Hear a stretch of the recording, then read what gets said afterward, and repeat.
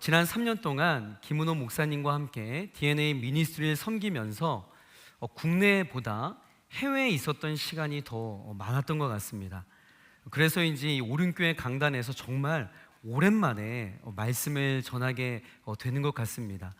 성도님들 너무너무 보고 싶었습니다. 그래서인지 얼마 전에 엘리베이터를 탔는데 이렇게 인사하는데 올해 처음 오신 목사님이냐고 저한테 어떤 성도님이 물어보시더라고요. 그래서 아까 우리 목사님이 소개해 주신 것처럼 저는 올해 신규 사역자가 아니고 2010년부터 하나님의 은혜 가운데 이렇게 16년, 17년 동안 귀한 사역을 하고 있는 주성하 목사라고 합니다. 무엇보다 이 모든 시간은 저 혼자 걸어왔던 시간이 아닙니다.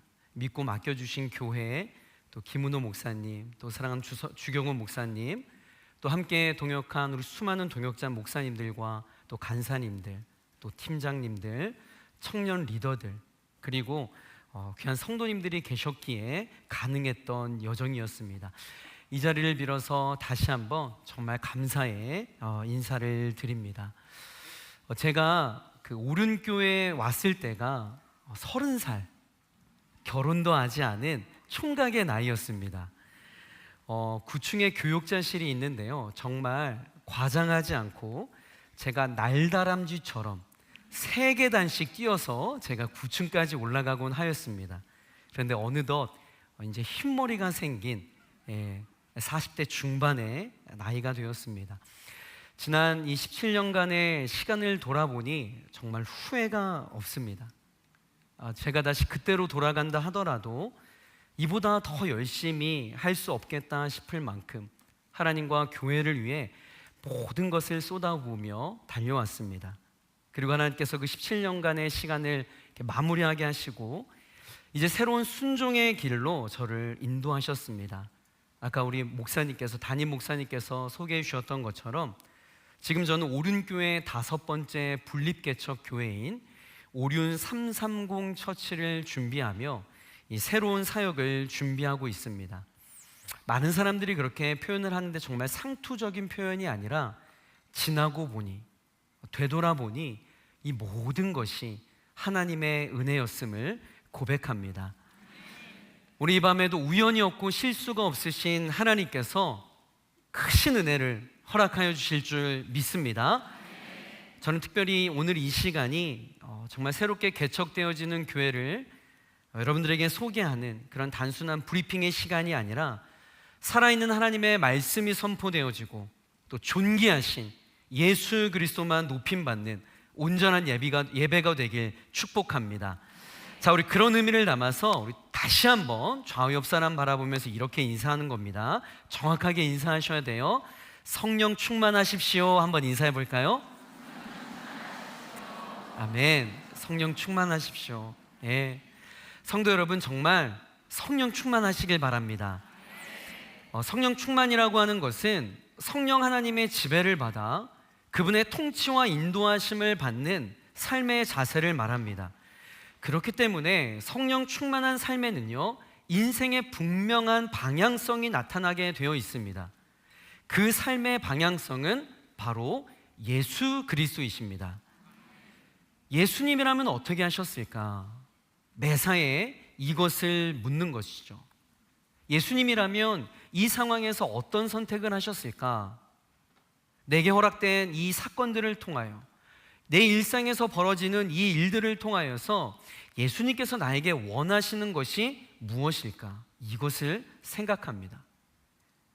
더 나아가 성령 충만한 삶을 추구하는 사람은 어디로 가야 할지, 무엇을 해야 할지 다 알지 못해도 두려워하지 않습니다. 왜냐하면 내 인생의 방향을 정하시는 분이 하나님이시기 때문에 그러합니다.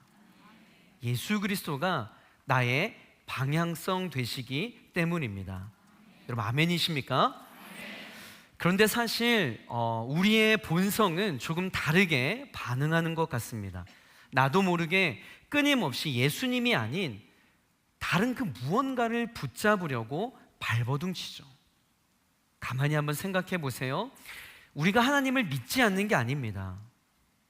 입술로는 분명히 하나님을 믿는다라고 고백하고 하나님이 내 인생의 주인 되심을 인정합니다. 그런데 마음 깊은 곳에서는 여전히 이런 연약함이 자리 잡고 있어요. 사람, 돈을 의지하죠. 인맥, 명예, 사회적 지위, 이런 것들을 붙잡고 있어야만 내가 살아남을 수 있을 것 같고, 또 사람들에게 인정받고 존중받을 수 있을 것 같은 조급함이 우리 마음 가운데 있더라는 겁니다. 그래서 무엇이라도 어떤 하나는 붙잡아야 할 것만 같은 위기감을 느끼는 것이죠.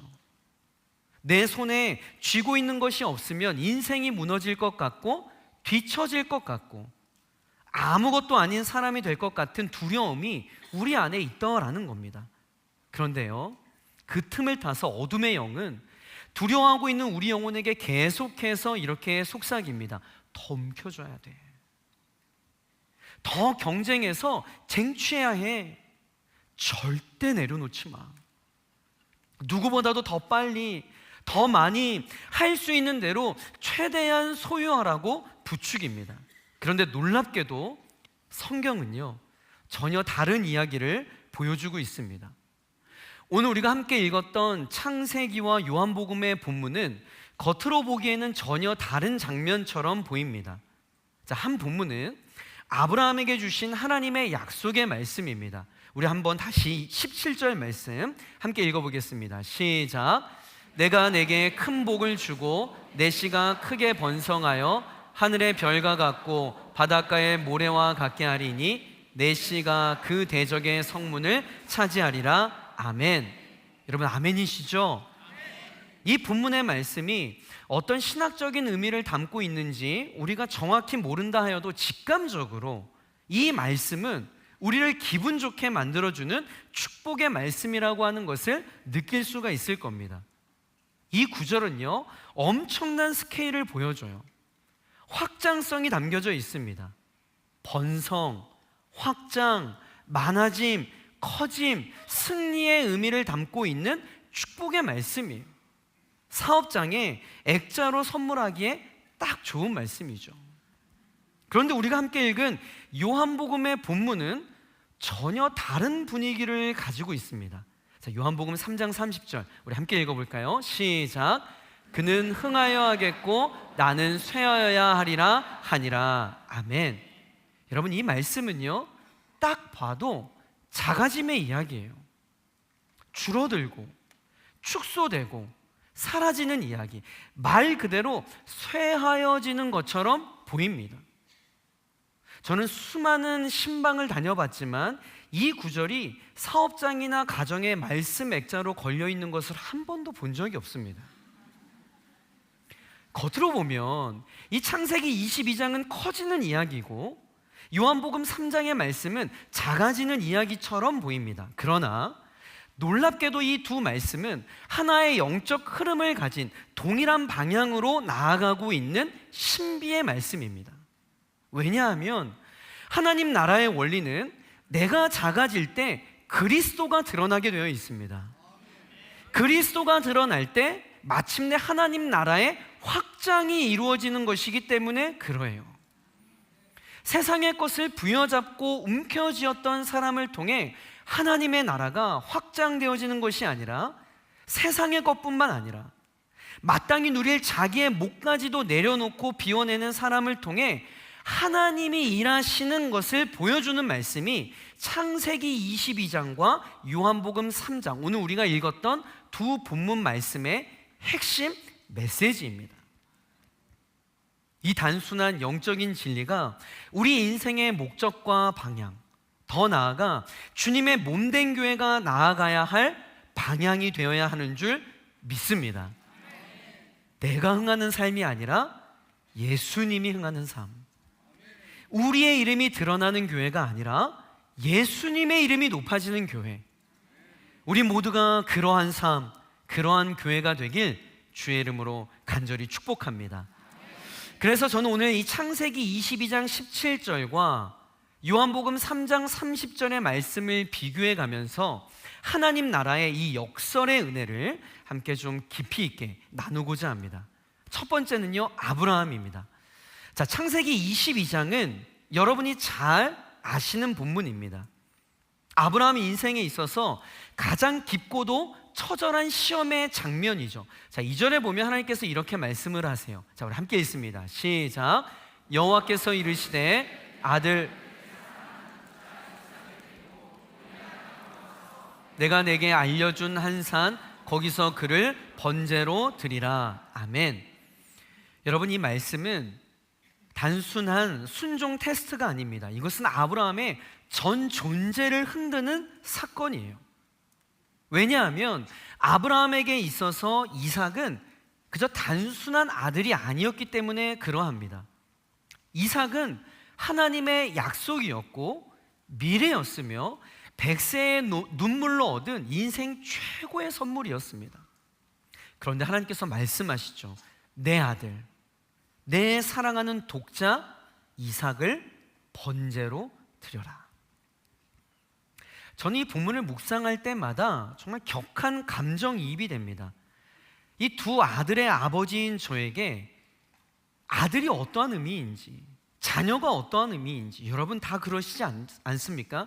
자녀는 가장 큰 기쁨이고 생명보다 귀한 존재예요. 대신 아플 수 있다면 내가 대신 아파주고 싶고, 대신 죽을 수만 있다면 대신 죽고 싶은 존재가 바로 자녀예요. 그런데 바로 그 아들을 하나님께서 제단 위에 올려놓으라고 하신 것입니다.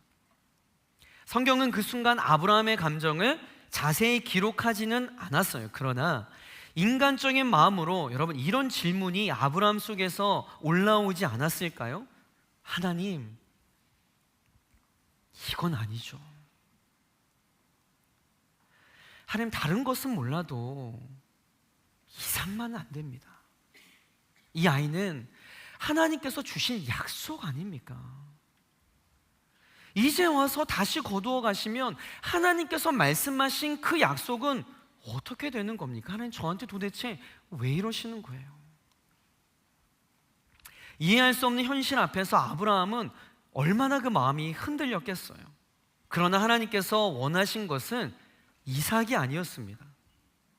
하나님은 아브라함의 마음을 보고 계셨던 거예요. 아브라함아, 아브라함아, 너가 정말로 붙잡고 있는 것이 무엇이니? 너는 나를 붙잡고 나를 신뢰하고 있니? 아니면 내가 너에게 준 그 선물을 붙들고 있니?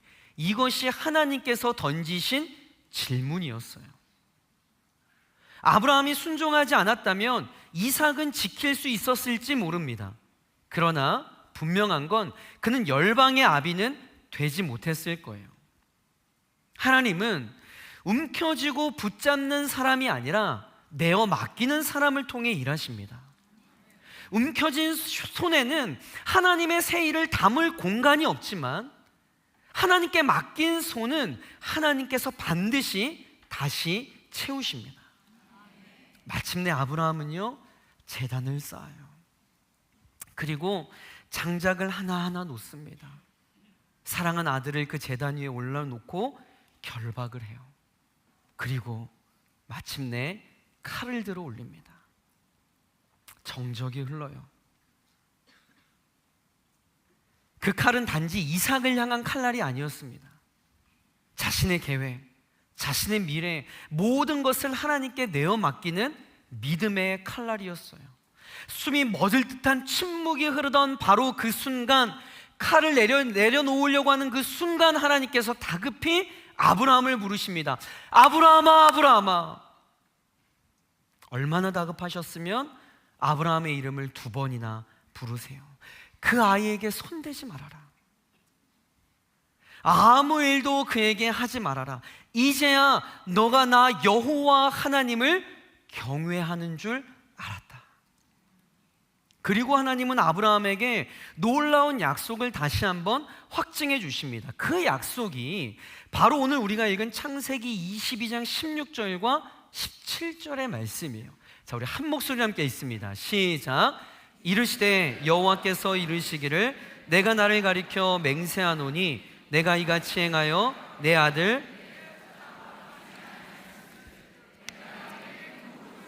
내 씨가 크게 번성하여 하늘의 별과 같고 바닷가의 모래와 같게 하리니. 아멘.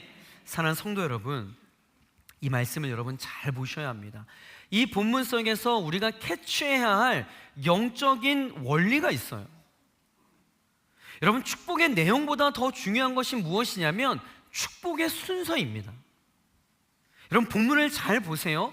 번성이 먼저가 아닙니다. 내려놓음이 먼저였어요. 여러분, 확장이 먼저가 아닙니다. 맡김이 먼저였다고요. 여러분, 축복이 먼저가 아니었어요. 순종이 먼저입니다. 여러분, 결과가 먼저가 아니었어요. 믿음이 먼저입니다. 하나님은 언제나 이 순서로 일하세요. 우리는 축복을 원하지만 하나님은 먼저 순종을 보십니다. 우리는 확장부터 꿈꾸지만 하나님은 먼저 우리의 내어 맡김을 원하세요. 여러분, 이것이 하나님 나라의 원리이고 공식인 줄 믿습니다. 여러분, 공식은요 변하지 않아요. 그 원리에 어떠한 것을 대입하여도 동일한 결과가 나오는 것이 공식이에요. 여러분, 기억하십시오. 맡김 없는 확장은 없습니다. 순종 없는 축복은 없어요. 저 역시 신학교 시절에 하나님께서 이 부분을 깊이 다루셨던 경험이 있습니다. 제가 몇 번 여러분들에게 간증을 나누었던 적이 있는데, 저는 원래 목회자가 꿈이 아니라 호텔리어가 꿈이었어요. 왜 비웃으시죠? 저는 진지한데. 저는 사람 만나는 것을 참 좋아했습니다. 다양한 사람들, 새로운 사람들 만나는 것을 참 좋아하는 사람이에요. 그래서 저는 고등학교 때 호텔리어가 되어서 정말 많은 외국 사람들을 만나고 그들과 함께 살아가는 호텔리어, 호텔 지배인이 꿈이었어요. 그런데 고3 때 하나님께서 제 마음에 사람 낚는 어부가 되라는 말씀으로 부르셨고, 저는 그 부르심 앞에 순종하여서 신학과에, 총신대 신학과에 입학하게 되었습니다. 사실 쉽지 않은 순종이었어요. 하나님, 저는 얼마든지 호텔 로비에서도 사람을 낚을 수 있는걸요. 얼마나 항변했는지 몰라요. 그러나 저는 순종하여 주님의 부르심 앞에 나아갔습니다. 제가 그때까지 주변 사람들에게 늘 같은 칭찬과 피드백을 들으면서 살아왔어요. 어떤 칭찬이었냐면, 야, 너 참 말 잘한다. 너 말을 너무 조리 있게 해. 야, 너의 말에는 권세가 있어. 너가 말하면 야, 뭐래도 내가 사야 될 것 같아. 뭐 이런 이야기들을 줄곧 들었어요. 그래서인지 항상 앞선 자리, 리더의 자리, 누군가를 대변하는 이런 역할을 줄곧 하였습니다. 그러다 보니까 제 마음 가운데 어느 순간 교만이 자리 잡고 있었던 것 같아요. 제가 겉으로는 믿음인 척했지만 사실은 하나님보다 제 언변과 저의 재능을 더 의지하고 있었어요. 그러면서 지금 생각해 보면 너무 어이없고 창피한 생각인데, 이런 생각을 제가 어느덧 하고 있었어요. 야, 나는 남들이 말을 잘한다고 하니까 야, 내가 설교도 정말 탁월하게 잘할 수 있을 거야. 나도 베드로처럼 한 번 설교하면 수천 명의 사람들이 회개를 하고 정말 이 시대에 스펄전과 같은 위대한 설교자가 될 수 있을 거야. 반응 보세요. 아무도 인정하지 않잖아요. 그러니까 제가 감사합니다. 축복이 있을 거예요. 제가 이런 어처구니 없는 생각을 한 거예요. 그런데 제가 신학교 1학년 겨울방학 때 가족들과 겨울바다 여행을 다녀오다가 큰 차량 사고를 당하게 됩니다. 제가 몇 년 전에 이 자리에서 청년 다니엘 기도회 때도 동일한 간증을 했는데, 결론만 이야기하자면, 하여튼 anyway 제가 빙판길에서 차량이 전복되었어요. 그리고 제가 이곳저곳 많이 다쳤습니다. 그런데 가장 심하게 다친 게 뭐냐면 제 혀가 절단되는 사고를 당하게 된 거예요. 여러분, 혀 깨물고 죽는다는 거 여러분 저거 사실이에요. 궁금하면 한번 그래서 하여튼 응급수술 후에 제가 중환자실에 이제 누워 있는데 아직 그 느낌을 잊을 수가 없습니다. 그 차디찬 응급실에서 중환자실에 누워 있는데 옆에 있는 의사들이 하는 이야기가 이 마취 속에 덜 깬 저의 그 귀로 들려옵니다. 어쩌냐, 젊은 사람이 앞으로 말을 잘 못할 텐데 너무 딱하다. 아유, 발음이 어눌하고 부정확할 텐데 어떡하니? 그 소리를 듣는 순간 제 마음이 완전히 무너져 버렸습니다. 저는 신학생이었어요. 나의 삶을 하나님께 드린다라고 신학교에 간 신학생이었습니다. 그런데 저희 입술로 나오는 고백이 뭐냐면, 하나님은 없습니다. 하나님은 살아계시지 않아요. 제 안에 하나님을 향한 원망과 두려움, 억울함과 서러움이 쓰나미처럼 밀려오는 것을 느꼈어요. 하나님, 제가 언제 목회자 한다고 했습니까? 아니, 나 호텔리어 한다라고 했는데, 하나님 부르셔서 순종해서 여기에 나왔는데, 그래서 설교를 통하여서 복음을 전하는 설교자가 되겠다라고 여기까지 왔는데 말을 못한다니요. 하나님, 이게 말이나 됩니까? 하나님 살아계신 하나님 맞습니까? 이건 아니죠. 그런데 그때 하나님께서 제 마음 가운데 아주 선명하게 이렇게 말씀하셨어요. 성아야, 너가 붙들고 있는 것이 무엇이니? 너가 나를 붙들고 있니? 아니면 내가 너에게 허락한 그 작디 작은 아무것도 아닌 그 은사와 달란트를 붙들고 있니? 그 순간 정말 망치로 머리를 한 대 맞은 것 같았습니다. 아니요, 더 솔직한 심정은요, 수치스러웠어요. 나는 하나님을 붙들고 있다고 생각했는데, 그래서 나의 삶을 드린다고 신학교에 갔는데, 사실은 하나님이 주신 은사와 아무것도 아닌 그 아무것도 아닌 그거 붙들고 있었다라는 것이 하나님 앞에 너무 창피하고 수치스러웠어요. 하나님보다 내가 가지고 있는 그거 붙들고 있었던 내 삶이 너무너무 부끄러웠습니다. 그제서야 저는 하나님 앞에 완전히 납작 엎드렸어요. 그 병상에서 비로소 하나님을 인정하는 고백을 할 수 있게 되었습니다. 하나님, 잘못했어요. 제 혀가 회복되지 않아도 괜찮을 것 같습니다. 하나님 한 분이면 충분합니다. 어떤 모습이든지 저의 남은 인생을 주님께 온전히 내어 맡깁니다.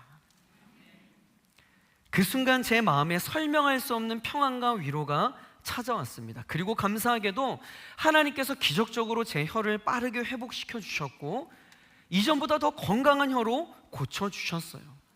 그런데 사실 여러분, 더 중요한 회복은 이 혀가 아니라 제 중심이고 제 마음이었습니다. 이 사건 이후로 저는 아주 중요한 고백이 생겼어요. 설교는 혀로 하는 것이 아니라 하나님이 공급하시는 힘과 지혜와 은혜로 하는 것이다. 여러분, 저는 오늘도 이 강단에 올라오기 전에 밑에서 기도했던 한 가지 기도 제목이 그것이었습니다. 하나님이 함께 하시지 않으면 단 한 명의 영혼도 제가 구원할 수 없고 그들의 마음을 감동시킬 수가 없습니다. 여러분, 이 고백이었어요. 사랑하는 성도 여러분, 하나님께서 저의 혀를 원하셨던 것이 아니라 저의 중심을 원하셨던 것처럼 아브라함도 마찬가지였습니다. 이삭을 원하셨던 게 아니에요. 아브라함의 중심을 원하셨던 것이죠. 그리고 그 아브라함의 하나님께서 오늘 이 밤에 저와 여러분들에게도 통일하게 물으십니다. 사랑하는 아들아, 사랑하는 딸아, 너가 무엇을 붙잡고 있느냐? 나를 붙잡고 있니? 아니면 내가 너에게 선물로 준 그 무엇들을 붙잡고 있니? 여러분, 속으로 한번 대답해 보세요. 여러분, 무엇을 붙잡고 살아가십니까? 모태신앙이라고, 중직자라고, 내가 수십 년간 교회를 다녔다라고, 여러분, 이건 내세울 것이 아니라 여러분, 무엇 붙잡고 계세요? 여러분, 사람 붙잡고 계십니까? 아니면 물질이요? 성공이요? 자녀요? 자존심? 재능? 여러분의 계획? 여러분, 무엇을 붙잡고 계세요? 그 무엇이라도 붙잡아야 안전할 것 같지만 여러분, 사실은요, 그러한 것들을 붙잡을수록 우리는요 더 불안해집니다. 왜요? 잃을까 두렵기 때문에 그래요. 요즘 제가 계속 이제 그 대중 교통을 많이 이용하는데, 사람들이 카페나 지하철 안에서나 공통점이 있어요. 하나같이 핸드폰을 보고 있습니다. 그런데요, 다 똑같은 걸 보고 있어요. 그렇게 그래프를 보고 있어요. 다 수학 선생님인가? 그렇게 그래프를 보고 있습니다. 하이닉스가 어쩌고, 삼성이 어쩌고, ETF가 어쩌고. 그런데 여러분, 주식하는 사람들의 공통점이 무엇인 줄 아세요? 다 불안해요. 주식이 올라도 불안해. 떨어질까 봐. 떨어지면 더 불안해. 더 떨어질까 봐. 주식하면서 평안과 위로를 받는다는 사람 단 한 사람도 보지 못했습니다. 내 손에 달려있지도 않은데 내가 붙잡고 있으면서 불안해하고 염려하는 거예요. 여러분, 그렇게 일희일비하면서 마음의 평안을 잃어버리는 겁니다. 그러나 여러분, 반대로 하나님께 맡기기 시작하면 비로소 세상이 줄 수 없는 평안과 자유가 찾아와요. 다 하나님이 주신 것이고 하나님의 손에 모든 것이 달려있다라는 믿음이 여러분, 우리를 자유케 하는 것입니다. 사랑하는 성도 여러분, 기억하십시오. 아브라함은 이삭을 내려놓았을 때 아들을 잃지 않았어요. 오히려 하나님을 더 깊이 경험하게 되었습니다. 그리고 하나님은 아브라함의 인생을 통해 열방을 향한 더 큰 일을 시작하셨어요. 여러분, 실제로 보세요. 이 확장은요, 아브라함 개인이 잘 되는 정도의 축복이 아니었습니다. 창세기 22장 17절에 이렇게 기록을 해요. 자, 함께 읽습니다. 시작. 내 씨가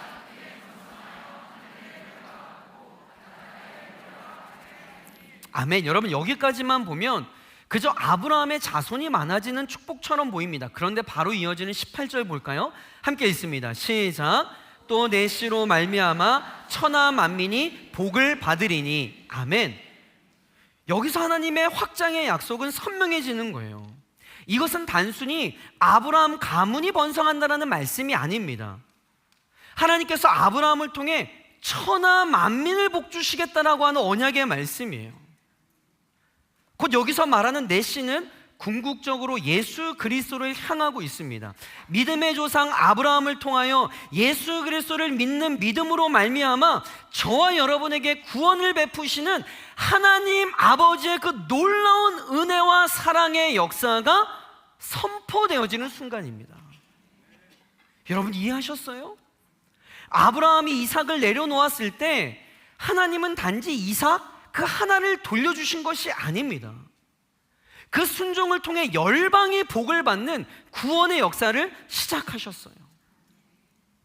만약 아브라함이 끝까지 붙잡았다면 어찌어찌하여서 이삭 하나는 지킬 수 있었을지 모릅니다. 그러나 하나님께 내어 맡겼을 때 하나님은 한 사람을 넘어 온 열방을 향한 계획을 이루셨어요. 우리도 마찬가지예요.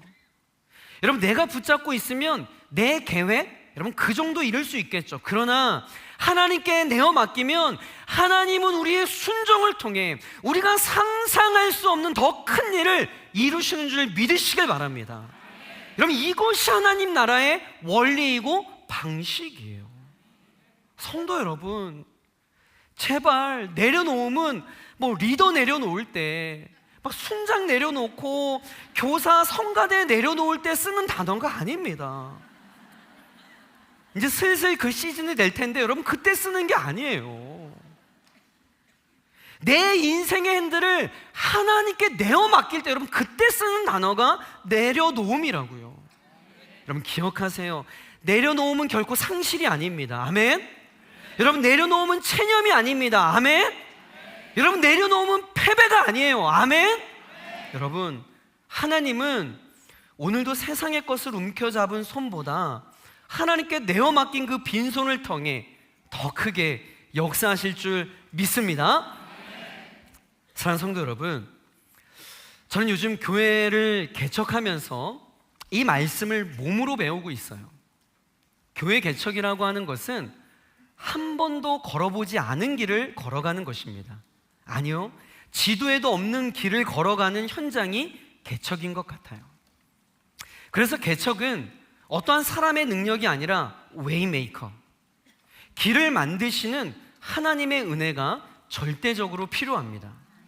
얼마 전에 저희 330 처치의 찬양팀인 330 워십팀이 구성되어졌어요. 얼마나 감사한지 몰라요. 함께 예배를 세워갈 동력자들이 있다는 것이 얼마나 큰 감사의 제목인 줄 모릅니다. 그런데요, 현실을 마주하는 순간 참 마음이 무거웠습니다. 찬양팀은 만들어졌는데 당장 연습할 공간도, 그리고 연습하고 예배를 인도할 악기도 제대로 갖추어지지 않았기 때문에 그래요. 이제 새롭게 세워질 교회에 담임 목사인 제가 해줄 수 있는 것이 아무것도 없다라는 생각이 들자 너무 큰 무력감이 저를 짓누르더라고요. 그래서 한편으로 이런 생각도 해봤어요. 좀 아는 분들께 후원을 좀 요청드려볼까? 아니면 교회에다 양해를 구해서 미리 재정을 좀 지출해서 악기를 구입해야 하나? 내 경험과 인맥을 활용해서 어떻게든 좀 이것을 해결해야 되지 않을까? 그런데 기도하는 가운데 하나님께서 제 마음을 뭔가 계속 좀 불편하게 만들고 계속 만지시는 것들을 느낄 수가 있었어요. 주목사야, 너 경험으로 교회를 세우려고 하지 마라. 너의 인맥으로 교회를 세팅하려 하지 말아라. 내 방법을 내려놓고 나를 신뢰해라. 하나님께서 저에게 주시는 마음에 저는 좀 항복하며 하나님께 말씀드렸습니다. 하나님, 정말 제가 할 수 있는 게 아무것도 없습니다. 저의 손을 펴겠습니다. 제가 해결하고 애쓰기보다 하나님께 내어 맡기겠습니다. 주님께서 그 길을 열어주십시오. 그런데 정말 그렇게 기도한 지 얼마 지나지 않았어요. 정말 예상하지 않은 일이 일어났습니다. 오랫동안 연락이 없었던 한 선교사님이 저에게 갑자기 문자 하나가 오셨어요. 목사님, 시간 되실 때 연락 한번 주세요라는 문자입니다. 저에게 이런 문자 참 많이 와요. 다니엘 기도회 사역하면서 또 이런저런 협력과 또 도움의 그런 요청들이 참 많이 있습니다. 그래서 또 어떤 도움을 요청하시려나 보다 하고 제가 일정을 마치고 퇴근길에 이제 선교사님께 연락을 드렸는데 이렇게 말씀하시는 거예요. 목사님, 제가 목사님 개척 소식을 들었는데 기도하는데 자꾸 목사님이 생각나요. 그러면서 하시는 말씀이 예전에 본인이 어떤 지인에게 후원받은 신디사이저 악기가 있다는 거예요. 1년 전에 받았는데 이 악기가 너무 커서 선교지로 가져갈 수도 없고 또 이 악기가 고장나도 그 현지에서 AS를 받을 수 없어서 그냥 한국에 집에 창고에 두었답니다. 그런데 기도하는데 계속해서 하나님께서 이런 말씀을 하시더라는 거예요. 이 악기의 주인은 330 처치다. 이 악기의 주인은 330 처치다. 그래서 그 선교사님이 저에게 급하게 전화해서 목사님, 하나님께서 저에게 계속 이런 말씀 주시는데 시간 되실 때 오셔서 가져가세요라는 거예요. 여러분, 이런 거는요 만변하기 전에 빨리 가야 됩니다. 바로 갔어요. 바로 갔습니다. 그리고 그 건반을 차에 싣고 돌아오는데 운전하면서 눈물이 멈추지 않았어요. 비싼 건반을 공짜로 얻어서 울은 게 아니에요. 그 순간 하나님께서 저의 마음 가운데 분명하게 말씀하셨습니다. 주목사야, 보았느냐? 보았느냐? 너가 붙잡으려고 할 때에는 보이지도 않던 길이 그 손을 펼쳤을 때 내가 길을 여는 것을 보았느냐? 나는 길을 만드는 웨이메이커 하나님이다. 이 교회 주인은 나다. 330 처치를 내가 먹이고 내가 입힐 것이다. 할렐루야. 여러분, 그때 제가 다시 한번 깨달았습니다. 내가 움켜주면 내 수준의 사이즈, 내 수준의 능력으로 가까스로 무언가를 해낼지도 몰라요. 그러나 여러분, 하나님께 맡기면요 하나님의 능력이 일하시기 시작하는 줄 믿습니다. 여러분, 이것이 하나님 나라의 방식이에요. 여러분, 그 은혜를 누리시기를 주의 이름으로 간절히 축복합니다. 여러분, 우리는 아브라함의 이야기를 살펴보았어요. 아브라함은요 하나님께서 주신 가장 소중한 이삭을 내려놓고 맡겼습니다. 그리고 그 내려놓음 이후에 하나님의 확장이 시작되었다라고 살펴보았어요. 그런데 흥미로운 것은 이 두 번째 살펴보려고 하는 세례 요한 역시 동일한 영적 원리를 살아냈다라는 거예요. 아브라함이 내려놓음과 맡김의 사람이었다면 세례 요한은요 쇠함과 비움의 사람이었습니다. 창세기 22장에 이어 오늘 요한복음 3장으로 넘어가서 우리 또 다른 인물 세례 요한을 한번 만나봅시다. 세례 요한은 그 당시 이미 엄청난 영향력을 가진 지금의 말로 한다면 영적인 인플루언서였습니다. 광야에서 외치는 그의 메시지 앞에 수많은 사람들이 열광하며 몰려들기 시작합니다. 대중들은요, 세례 요한을 메시아로 혹은 선지자로 혹은 엘리야로 생각할 정도로 수많은 사람들의 관심과 환호를 받는 그야말로 라이징 스타였어요. 사람들은 회개하기 위해 요단강으로 나와왔고 종교 지도자, 심지어 당시 최고 권력자인 헤롯 왕까지 긴장할 정도로 엄청난 영향력이었습니다. 어쩌면 당시 흘러가는 분위기로 봤을 때 사람들은요, 세례 요한을 중심으로 새로운 시대가 열릴 것을 기대했는지도 모릅니다. 그런데 어느 순간부터 분위기가 달라지기 시작하는 거예요. 쉽게 말해 세례 요한을 추앙하고 따르던 그 세례 요한의 팬들이 예수님 쪽으로 이동하기 시작하는 겁니다. 심상치 않은 분위기를 직감한 요한의 제자들이 불안해하며 다급하게 이렇게 이야기를 해요. 자, 26절인데요. 함께 읽습니다. 시작. 그들이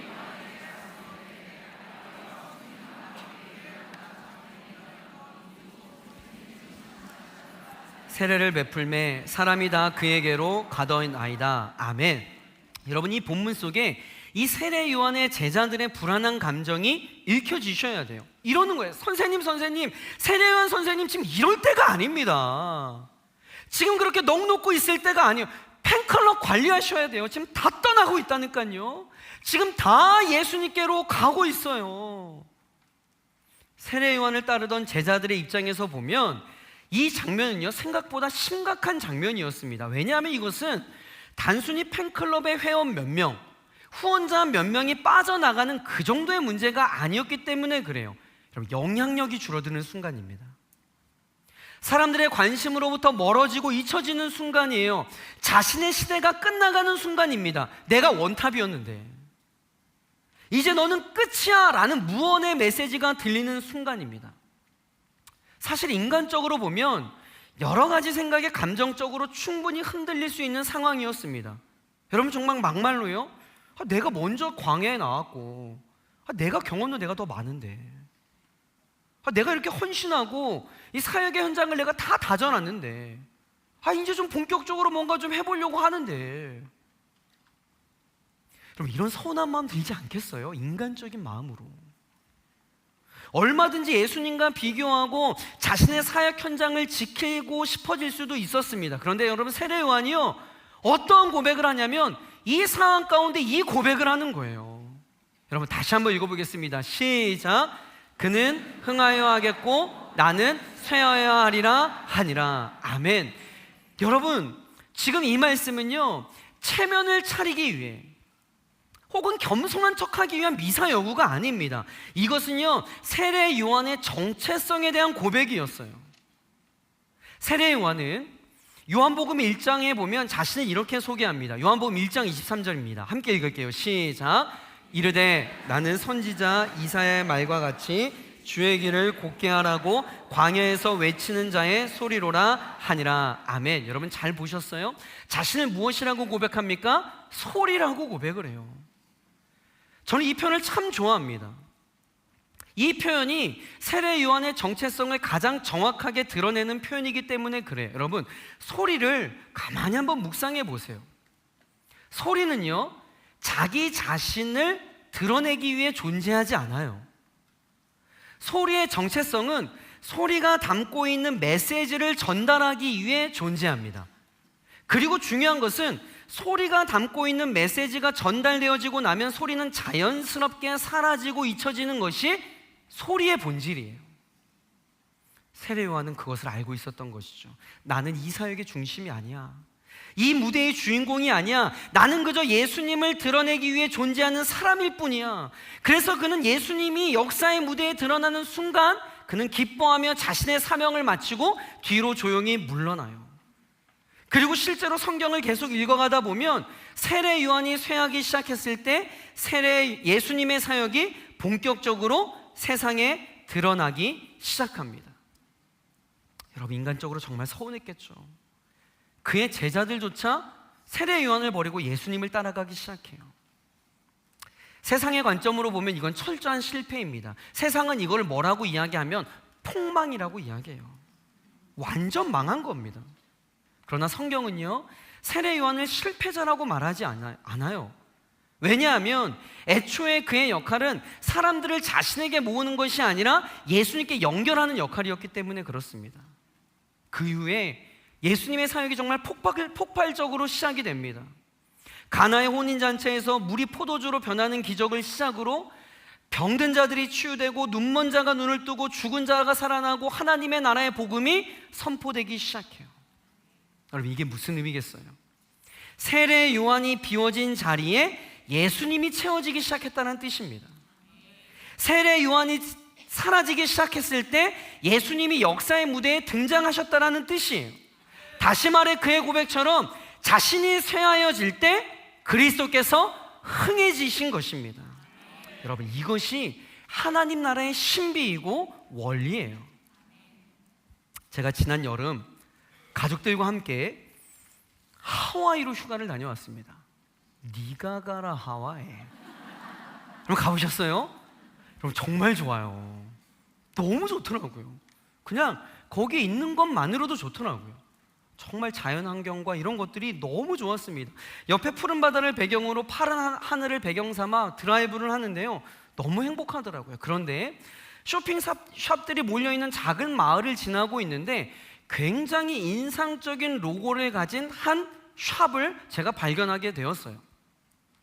딱 3글자인데 처음에는 저 로고를, 저 허름하게 있는 저 가게의 그 로고를 어떻게 읽어야 될지를 모르겠는 거예요.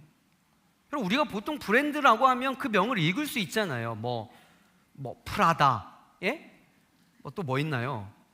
나이키, 프라다하고 나이키 너무, 뭐 하여튼 뭐 있잖아요. 근데 저 매장의 저거는 어떻게 읽어야 될지를 모르겠는 거예요. 여러분 한번 읽어보실래요? 저거를 시작. 대단하시네요. 저게 그는 나보다 크다고 보여지세요? 제가 너무나 궁금해서 그 직원 매장에게 물었습니다. 아니, 도대체 이걸 어떻게 읽어야 됩니까? 그러더니 그 사람이 막 웃으면서 야, 너 낚였다, 마치 이런 표정으로, 바로 너와 같이 이 브랜드를 어떻게 읽어야 될지 모르는 사람을 위해, 흥미 유발을 위해서 이 로고를 만들었는데, 이 브랜드의 이름의 풀네임이 무엇이냐면 He is greater than I예요. He is greater than I. 짐작하셨겠지만 오늘 요한복음 3장 30절의 말씀, 그는 흥하여 하겠고 나는 쇠하여 하리라, 이 말씀의 영감을 받아 만들어진 브랜드였어요. 너무 놀라웠던 것은 브랜드 로고를 잘 보면 여러분, He, 예수님을 가리키는 이 He는 대문자로 표현했습니다. 그리고 I는요 소문자로 표현을 하고 중간에 부등호를 표현해서 그가 나보다 크십니다. He is greater than I. He is greater than I. 그는 흥하여 하겠고 나는 쇠하여 하리라. 이 신앙 고백을 이 로고에 담아서 그 하와이에 있는 수많은 청년들이 자신의 백에 그 신발, 그 티셔츠, 그 텀블러를 들고 다니면서 신앙 고백을 하는 그 모습을 보는데 제 마음 가운데 여러분 너무너무 놀라운 충격이었어요. 저는 그곳에서 휴가가 아니라 참으로 많은 묵상을 했습니다. 그때 한참 제가 교회 개척에 대한 생각을 품고 다음 스텝을 위해서 진지하게 고민하고 있을 때여서 그 울림은 더 크게 왔어요. 내가 교회 개척을 통해 추구하고자 하는 것이 무엇이지? 개척된 교회 안에서 성도들과 함께하고자 하는 신앙생활이 어떤 모습이지? 과연 새로운 교회 안에서 어떠한 예배를 하려고 하는 것이지? 우리는 흔히 신앙생활이라고 하면 주일마다 예배드리고 기도하고 성경 읽고 봉사하고 헌신하는 것, 여러분 다 중요해요. 소중한 것입니다. 그러나 여러분 조금 더 깊이 들어가 보면 이 모든 것들은 결국 한 가지를 향하고 있어요. 여러분 그게 뭐예요? 존귀하신 예수님의 이름을 드높이는 것입니다. 여러분 우리가 왜 예배합니까? 예수님을 높이기 위해서예요. 왜 우리가 기도합니까? 내 뜻보다 크신 하나님의 뜻이 드러나기 위해서 기도해요. 왜 우리가 말씀 봅니까? 내 생각보다 하나님의 생각이 더 선명해지기 위해서 말씀 보는 거예요. 왜 우리가 헌신하고 봉사합니까? 내 이름이 아니라 예수님의 이름이 드러나기 위해서 봉사하고 충성하는 것입니다.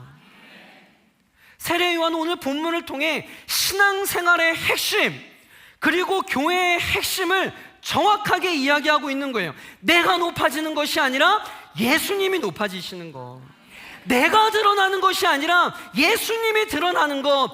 그는 흥하여 하겠고 나는 쇠하여야 하리라. 사랑하는 성도 여러분, 이것이 건강한 신앙생활의 본질이고 이것이 건강한 교회의 핵심인 줄 믿습니다. 그래서 저는요, 하와이에서 그 깊은 묵상과 주님의 음성을 통해 개척될 교회 이름을 정했어요. 요한복음 3장 30절의 세례 요한의 신앙 고백을 잊지 않고 오직 우리 교회가 존귀하신 예수님의 이름만 드높이는 교회가 되리라. 우리 교회 성도들이 존귀하신 예수님만 높여드리는 성도가 되리라. 이러한 믿음으로 요한복음 3장 30절의 그 말씀으로 330 처치라고 정했습니다. 그럼 교회 영상 한번 보도록 하겠습니다.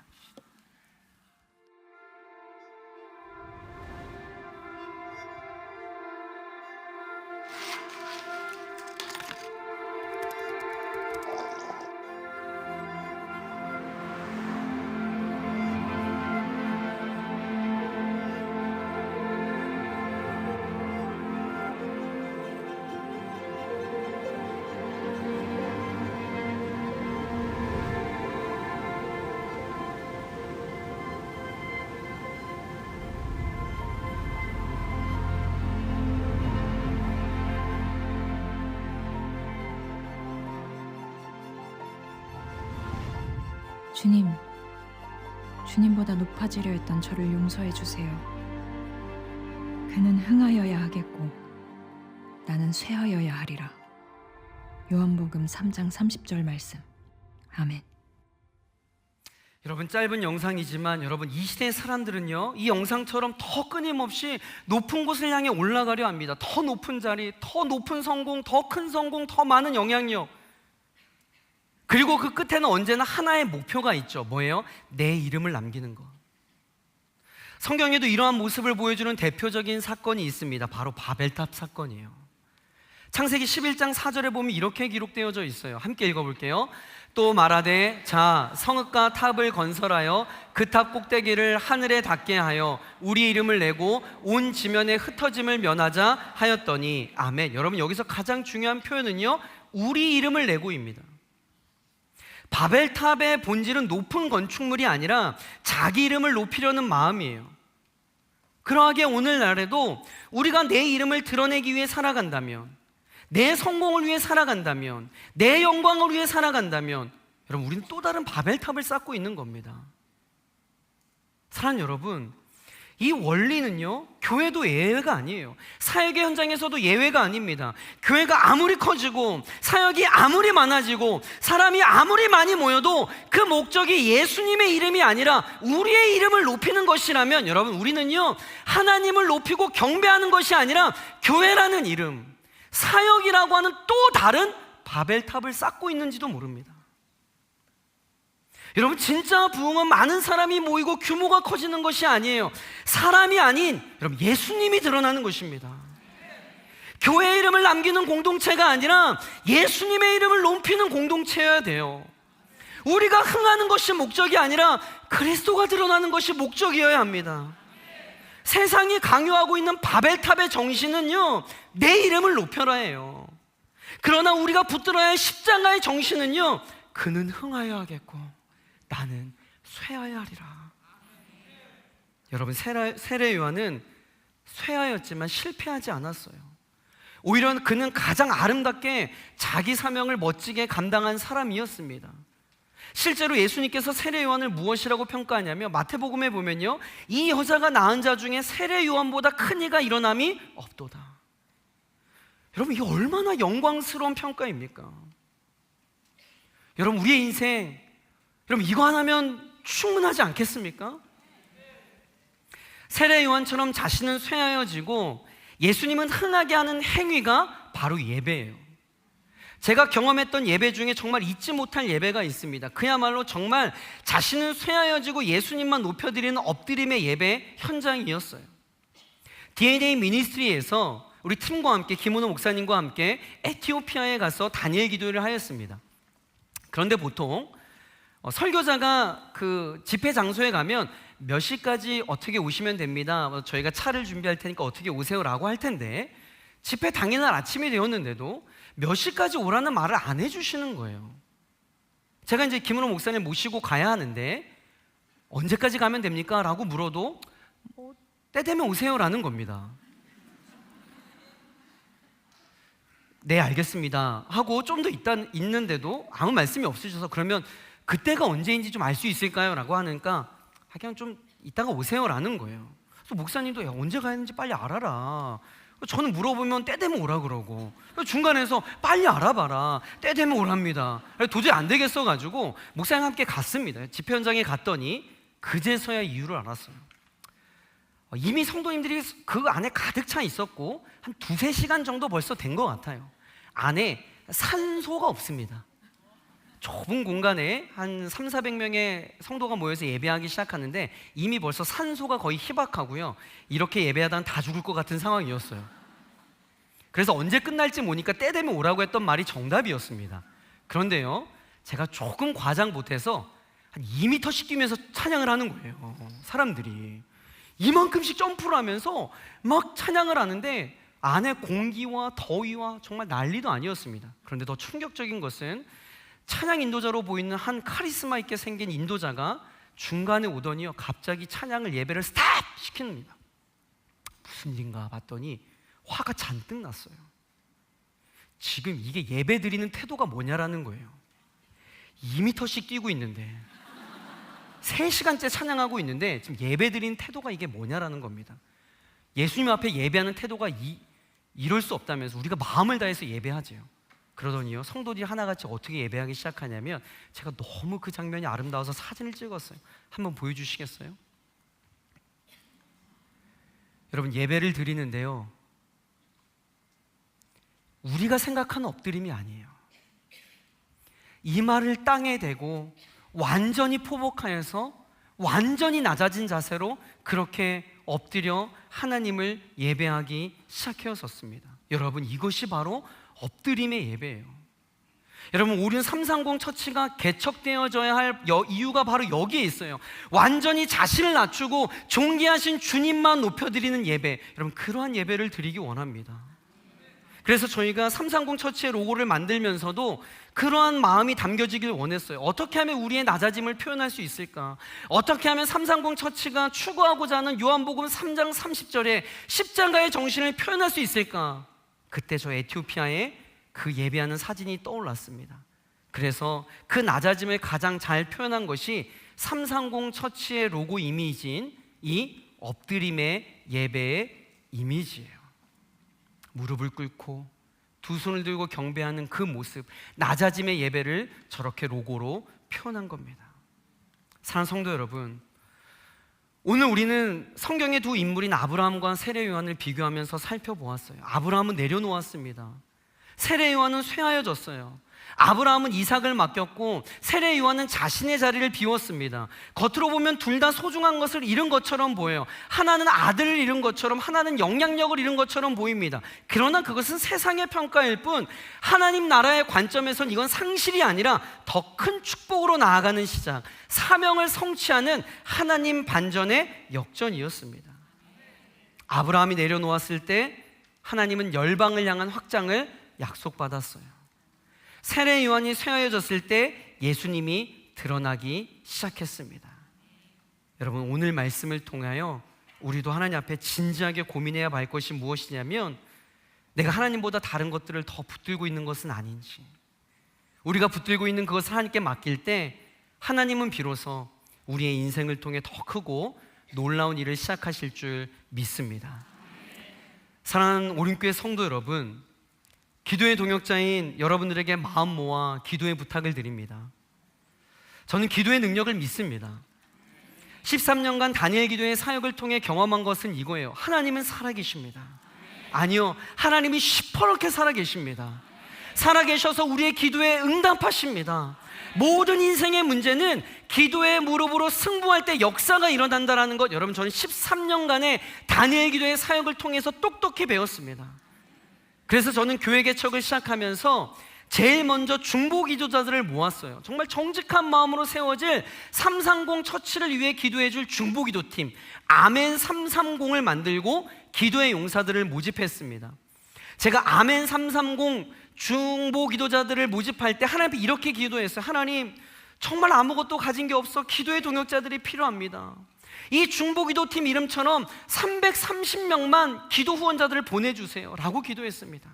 그런데 감사하게도 지금 약 400명의 중보 기도자들을 보내주셨고, 매주 월요일마다 발송되어지는 기도 제목을 붙들고 간절히 기도해주고 있어요. 사랑하는 성도 여러분, 아멘 330에 신청하셔서 여러분 마음 모아 새롭게 개척되어질 교회를 위해 기도해 주시길 바랍니다.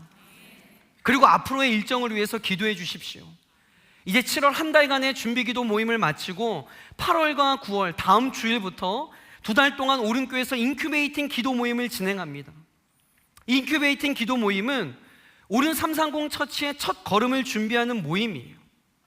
공식 설립에 앞서 분립개척의 비전과 핵심 가치를 함께 나누며 하나님께서 세워가실 공동체를 함께 꿈꾸는 시간입니다. 이번 주일 2시 오른교회 이교육관 2층 이사회홀에서 그 모임이 시작되어지시는데 함께 동참하셔서 기도해 주시길 바랍니다. 특별히 5주 동안 예수님이 디자인하신 교회라고 하는 시리즈 설교로 이 오름 330 처치의 핵심 가치를 말씀으로 나누게 될 것입니다. 처음 시작되어지는 교회에게 부족한 것이 참 많습니다. 초기에 교회가 세워지는 과정에 많은 재정이 필요해요. 하나님의 방법으로 채워지는 역사가 있도록 기도해 주시고 또 마음 모아 후원해 주시길 부탁드립니다. 그리고 무엇보다 함께 예배할 예배자가 필요합니다. 7월 한 달 동안 개척 선교사를 모집했는데 장소가 정해지지 않아서인지 정말 신청한 사람이 많지 않아요.